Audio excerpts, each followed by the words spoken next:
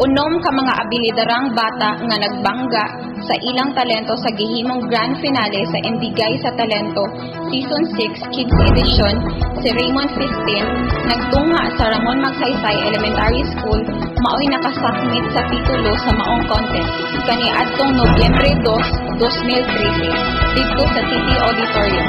Si Shane Pama nagtunga sa Congressman Vicente Gustilo Sr. Memorial School ang nakakuha sa first runner-up nga may cash prize nga 70,000 pesos.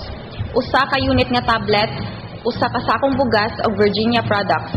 Samtang si Dennis Pauline Panugot sa San Jose Elementary School, kinsa mihataw to the max sa pagbayle, mao'y nakasungkit sa second runner-up nga may cash prize nga 5,000 pesos.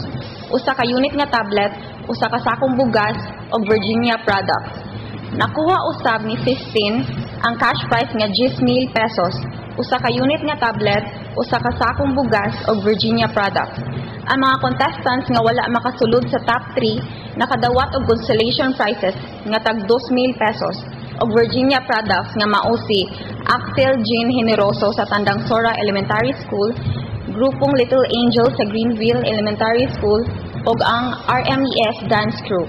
Ang mga horado nga maoy nihatag og katapusang desisyon sa Indigay sa Talento Season 6 Kids Edition mao sila si Marian P. Borgos, Executive Assistant sa City Mayor's Office, ang Chairman sa Board of Judges, Police Chief Inspector Frankie Jingo Logo sa PNP San Carlos, Dr. Archiles Ponferrada sa City Hospital ug ang duha ka USP Corps volunteer nga mao sila si Kimberly Hutchinson ug Erica Wilhouse nga anaa na destino sa City Social Welfare and Development Office.